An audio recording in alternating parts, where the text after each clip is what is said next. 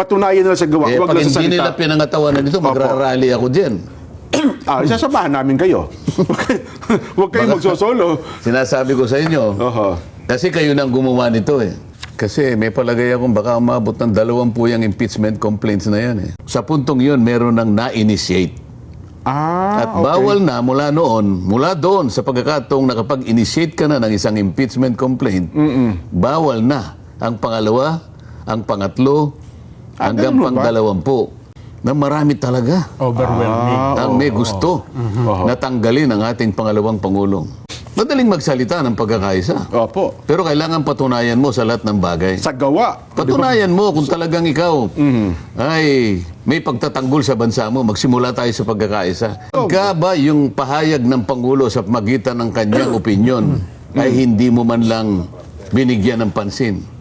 Ipinagkibit balikat mo lang. Hindi man lang kayo nagpulong para pag-usapan yung dapat nating gawin kung paano natin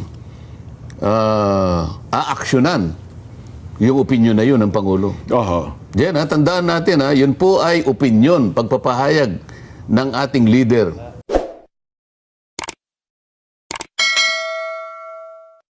Mainit na mainit itong pinag-uusapang impeachment dyan sa Kamara. Oo.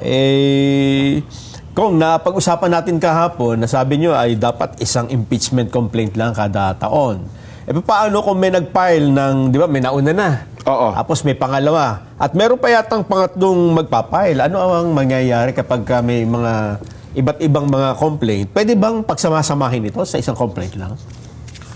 Kasi may palagay akong baka umabot ng 20 yung impeachment complaints na yan eh. 20 grabe naman ko. Kasi puro sarsuela na ito eh. Ganun ba? Kasi Nabiglaan mo na ako natin sa pasensya na po kayo kung bakit namin nagagamit yung salitang sarsuela. Oho. Parang ang gusto po nilang palitawin, ito pong mga magigiting ko pong mga kasama sa House of Representatives, na marami pong sektor ang maaring nagtataguyod. Gusto po siguro nilang palitawin na maraming grupo o sektor ng ating lipunan ang gustong sumama diyan sa issue ng impeachment laban sa ating pangalawang Pangulo. So yun ang gusto nilang ipinta sa Kaya isip. lang naman, kaya ko lang naman nasasabi ito, Jen, Opo. sapagkat alam naman nila. Ewan ko lang, baka naman nakalimutan na nila, Jen. Opo.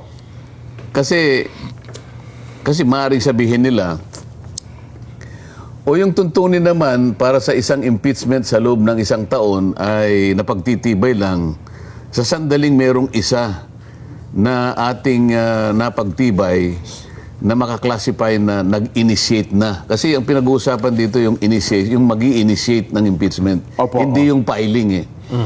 Okay. Yung operative board kasi, hindi yung filing. Kundi yung but the initiation of an impeachment complaint. Okay, opo. So yung pag-initiate ng impeachment complaint ay nagagawa lamang ay kapag yun ay mismong nai-refer na sa isang komite. Oho. Sa mga tweet, yung aktong pagre-refer, for example, ng leadership sa Committee on Justice, na yun naman talaga ang kapupuntahan ayon sa aming tuntunin, sa mga tweet, sa puntong yun, meron ng na-initiate.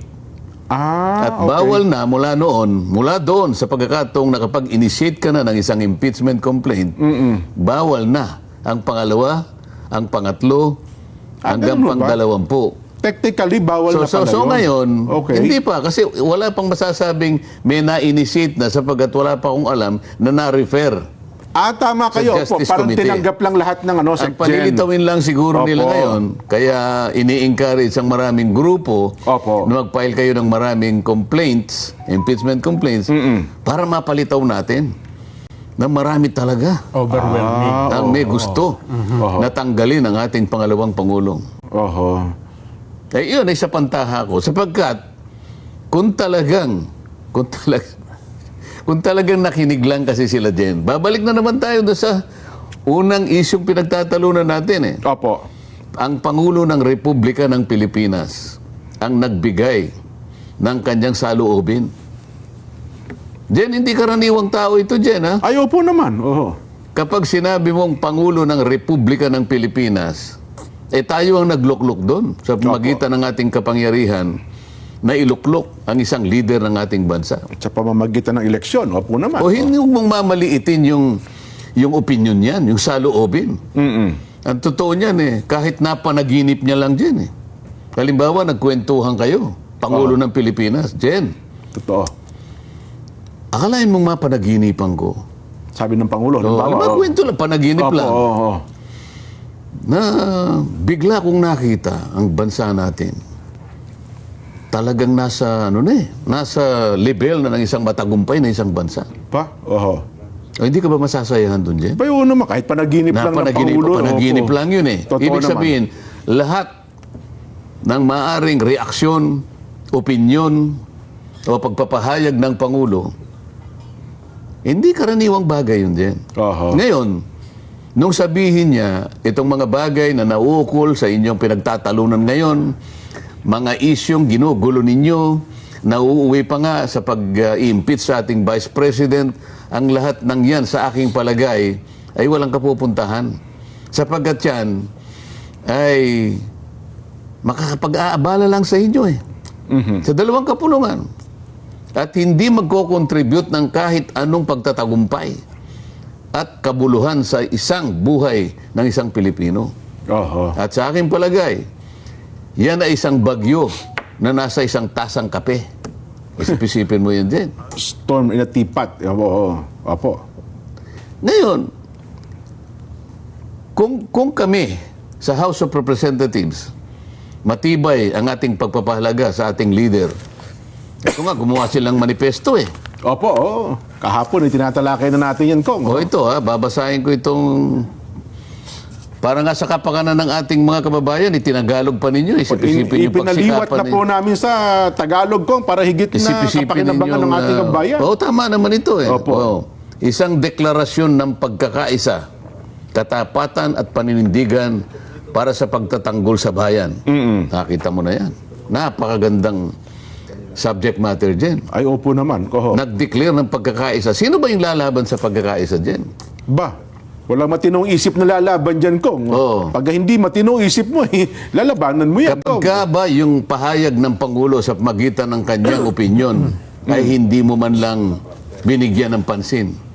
Ipinagkibit balikat mo lang. Aha. Di man lang kayo nagpulong para pag-usapan yung dapat nating gawin kung paano natin aaksyonan yung opinyon na yun ng Pangulo. Oho. Diyan tandaan natin yun po ay opinyon, pagpapahayag ng ating leader.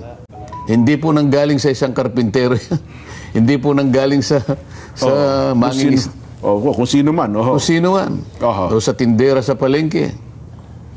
Hindi sa pagmamaliit po ng mga opisyo sa ating bansa. Ang gusto lang po nating i-dramatize at bigyan po ng emphasis. Ito po ay pagpapahayag ng Pangulo ng Republika. Oho. O kung kayo po ay nagdeklara ng pagkakaisa, katapatan at panindigan para sa pagtatanggol sa bayan, ang sinabi ng Pangulo may kinalaman sa pagtatanggol sa bayan. Ay, opo naman. Sapagkat sinabi niya, Oho. harapin natin ang maraming problema ng ating bansa. Ano ibig sabihin nun? Ipagtanggol natin ang ating bansa. Totoo. Tulungan ninyo ako. Yung Sa pupunta yung pinag-uusapan ninyo, walang kakwenta-kwentang bagay na napakaliit, ngunit gusto pa niyong palakihin. Oho. O paano ngayon magiging mabisa itong manifestong ito? Alam mo ba yung salitang pagkakaisa, Jen? Opo. Kung ilang beses ginamit sa manifestong ito? Baka hindi nyo binilang. Ako binilang ko Meron mo. Hindi ko napansin ko. Ako ganun ako Pag binasa ko isang bagay, Opo. Kasi yun ang importante, no? Yung pagkakaisa gusto kong usisahin, gusto kong Opo. himayin. Kasi nakasentro sa pagkakaisa. Opo. Pagkakaisa. Oho. Yung salitang pagkakaisa, magkaisa, nagkakaisa, bilangin mo, 9 na beses na ginamit sa manifestong ito. Sa akin palagay din, Oho. sapagat ipinagdiinan nila, inulit-ulit nila ang pagkakaisa. Opo. Palagay ko dapat isinabuhay nila ito. Baka nasa puso nila yon. Totoo. Ang Dapat tanong, naman. Oho. nasa puso mo ba ang pagkakaisa? Nawa ko. Nasa puso talaga O nila. kung gano'n kung nasa puso mo, bakit naghihintay pa kayo ng 20 impeachment complaints? Sinabi na nga ng Pangulo, walang kakwenta-kwenta yung pinag-iisip ninyo. Oho. Sa salitang kanto, Jen, Pwede bang maglubay kayo dyan? Parang ganun. Tantanan nyo na yan. Opo. Hindi pa ba kayo titigil sa inyong mga kahibangan? Parang ganun dyan eh. Oho. Di ba?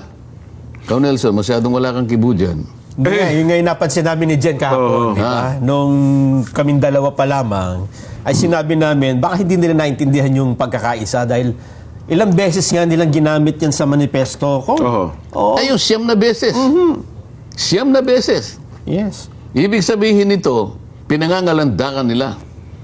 Ilalaban nila ito ng pukpukan sapagkat dito nakabatay ang manifestong ito. Ang tanong, ito ba'y totoo? Ito ba'y may laman? O baka naman puro tayo salita? Madaling magsalita ng pagkakaisa. Opo. Pero kailangan patunayan mo sa lahat ng bagay. Sa gawa. Patunayan mo kung talagang ikaw ay may pagtatanggol sa bansa mo, magsimula tayo sa pagkakaisa. Ba't hindi kayo makipagkaisa ng diwa sa Pangulo ng Republika ng Pilipinas? Ayun. Meron na siyang naunang pahayag. Oho. Nagkibit-balikat kayo. Hanggang ngayon, naghihintay pa kayo ng maraming impeachment complaint. Anong gusto nyong palabasin? Gusto nyo bang palakihin uli? Sinabi na nga niya. Sinabi na nga niya, walang kakwenta-kwenta yung pinag-iisip ninyo eh. Oh, so pinararami pa ninyo yung mga walang kakwenta-kwentang impeachment complaint, Jen? Yan ang gusto nating i-emphasize sa ating mga taga-subaybay. Iminamatwid nila kong. Ito, narinig ko yung isang nagsalita. Mambabatas din ata ito. Hindi naman anya namin pwedeng tanggihan. Kung mayroon hong mga maghahain yan, bilang anya kami na sa Kamara de Representante, kung ilan man yan, ang obligasyon namin ay tanggapin. Hindi namin pwedeng tanggihan anya yan. Yun ang kanyang iminamatwid. Yun po ang iminamatwid po niya. At pwede mo bang sabihin ang pangalan niyang nagmamatuwid na yan? Para naman makita ng ating mga kababayan, malaman. Opo. Para naman, tayo naman, ay transparent tayo din. Sino naman yung nagmamatuwid na yan, na pati yung baluktot ay kanyang pilit na itinutuwid? Anong pangalan? Hindi ko nasabihin ko, baka magdamdam sa akin. Ano. Pero, ano hindi niya? Yun ang matuwid niya. Yun ang kanyang binabanggit. Hindi naman natin sinasabi Opo. na hindi nila aaksyonan. Ang Okay. pinag-uusapan natin, Jen, ano ba ang reaksyon ninyo? Oo. Ano bang gagawin ninyong reply o response dun sa pangunang pagpapahayag ng Pangulo? Hindi nyo man lang sasabihin, mga kababayan, nakapagtala na po tayo ng isang impeachment complaint, meron pa pong sumunod na isa, gusto lamang po naming ipaalam sa inyo, kasi po baka magdamdam kayo sa mga susunod na araw, Oho. na iisa lang po ang complaint na tatanggapin namin. Sapagkat sang-ayon po sa isang pagdidesisyon ng Korte Suprema Oho. sa kaso ni Francisco, sinabi niya, kapag ka po meron na pong nai-repair na isang complaint sa ating Justice Committee, yun na po ang signal na lahat po ng susunod pa pong impeachment na inyong ipapile, mawawalang bisa na po yan. Ngayon, okay. pinaalam lang namin po sa inyo habang hindi pa po kami nakapag-re-repair, para naman po, wag na po kayo magsayang ng panahon. Oho. At least meron ka man lang sasabihin din. Ayun. So, kami po tatanggap ng tatanggap, ngunit huwag po kayong magagalit pagdating ng araw po kasi baka sabihin ninyo, bakit ninyo tinanggap ng tinanggap, hindi naman pala action ang lahat ng ito. Kaya kailangan malaman po ninyo ang tuntunin. Oho. Kahit ganun lang, meron lang dapat masabi. Sana, no? Kasi ang nakikita kong gagawin nila, hahayaang dumami ng dumami. Na akala mo pagka dumami ang bilang, Mas magkakaroon ng pagpapatibay. Yun na nga. Lalo sigurong makikintal sa kaisipan ng mamamayan. Sabi na, marami pala talagang may gusto na tanggalin ang ating pangalawang Pangulo. Yun Huwag nga. na po kayong magbaka sakali. Alam po ninyo, ang ating mga kababayan, kahit nasa kalagayan natin ngayon na naghihirap ang ating bansa, Opo. ngunit hindi po naghihirap ang kanilang mga utak. Matatalino po. Matatalino na. Tama Naging kayo. matalino po sapagkat nagsisiyasat na po sila sa mga nangyayari sa ating paligid ngayon. Yun ang masasabi ko sa iyo. Yun lang pangalawa, Kong. At saka, di ba, Nason, naalala mo, 75 grupo ang nagsama-sama sa pangunguna din po ng, kaibigan nyo naman ito, si Kong Nery Colmenares. 75 grupo ang sinama nila at doon nagrarara sa loob pa ng Kongreso.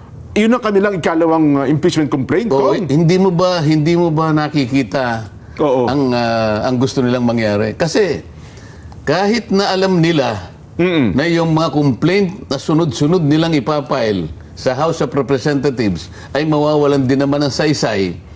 Pero natatanggag sila sa mga dyaryo. Ay, totoo po naman. Itong mga dyaryong malalapad ay talagang napapakasangkapan din para kunwari, akalain mong walang kakwentang-kwentang bagay, gagawin mong banner.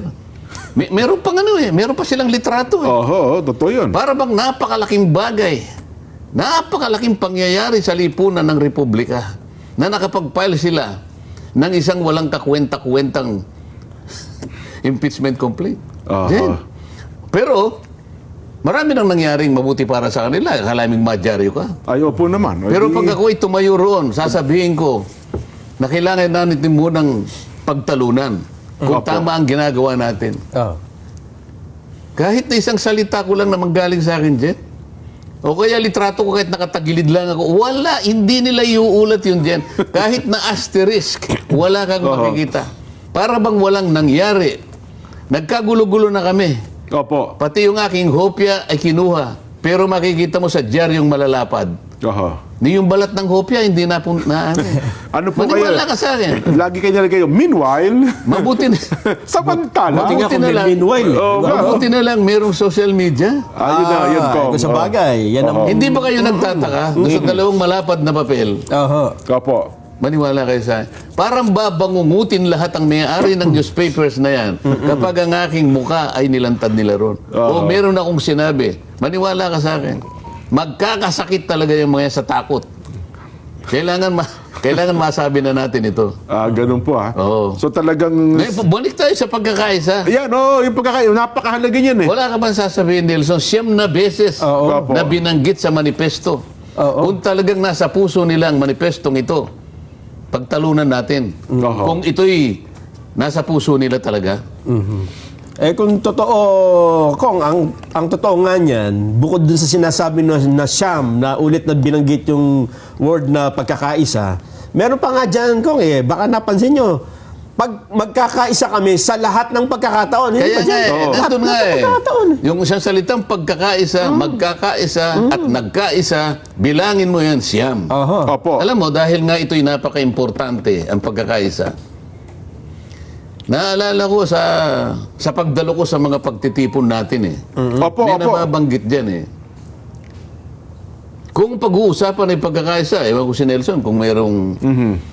Kung talagang ito ay nakikinig sa pagtitipon. Ako nakikinig ako dyan. Lalo na kung pinag-uusapan ay pagkakaisa. Pagkakaisa. Sa ating mga di ba? pagtitipon, opo, Ang ating oo. pagtitipon. Sabi niya, masdan mo ang pagkabuti at pagkaligaya Aha. ng mga magkakapatid Na magsitahang na nagsisitahang magkakasama sa pagkakaisa. Yan, opo. Palagay ko wala nang tatalo pa dun sa Aha. nakasulat yan yata sa banal na kasulatan dyan. Awit 133 yan, Kong. Aba, hindi ko alam kung anong Basta yun po kung saan natatanda- pinagkuna. opo. Basta yun natatandaan ko lang. Yes, opo. Tandang-tanda ko yan din sapagkat ang pagkakaisa talaga, naandyan ang buhay ng isang bansa. Oho. Naandyan ang kapalaran ng isang bansa. Kaya Pagkabuti dyan, at wag mong pagkaligaya bibiruin yan, Kong. Kaya nga nagdudulot Anong ng... kabaligtaran ng pagkakaisa? Ay, di pagkakawatak-watak. Oo. Bahagi. Pagkakabahagi.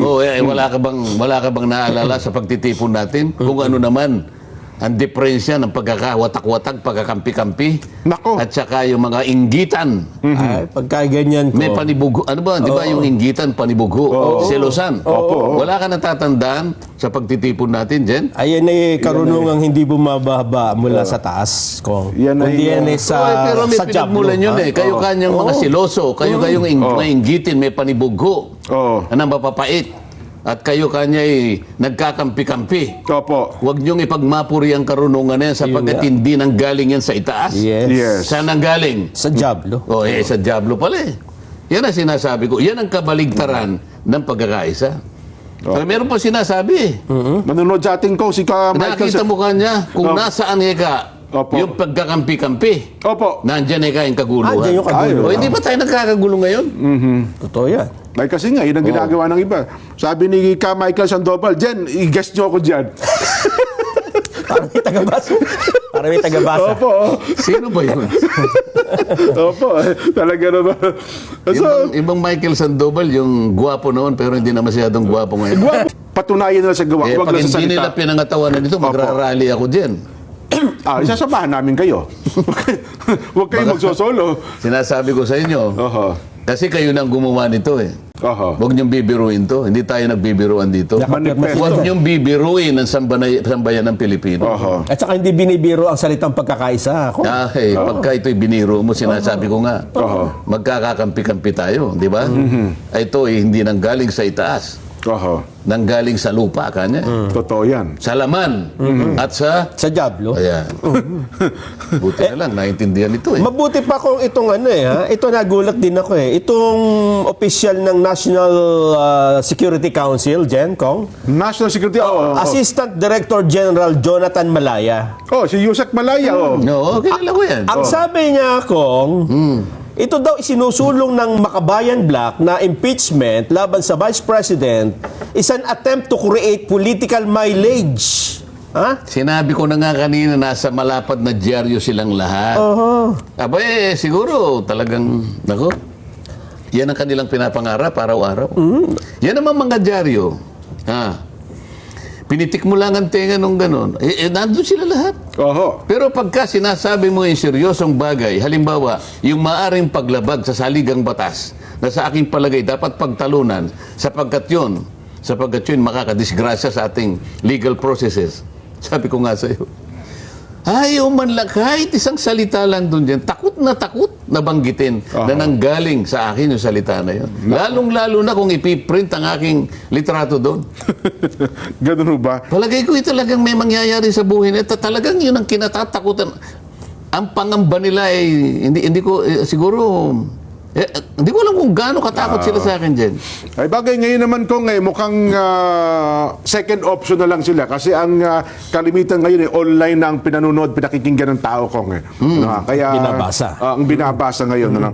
Anyway, Kong, Hindi saglit nila lang. naisip na baka Opo. nilagay nila yung litrato ko ron, baka lalong gumanda yung kanilang circulation. Yun talagang di ba? gagawin ho doon. Oo, ba't Lalo mo nasabi ngayon. yun? Baka mamaya i-print nga ang aking mukha doon. Makabawi-bawi sila. Saglit lang po, ihigop lang kami ng mainit na kape. Mainit ang ating talakayan Oo nga. Pagka mainit daw ang talakayan, Nelson, Dapat palamigin ng kaunti. palamigin ng kaunti. Sabayan natin ang paghigop ng Supreme Pure Organic Barley. Ayun. Binabalik na raw malapit Simula tayo mamaya. Ayun. Sige.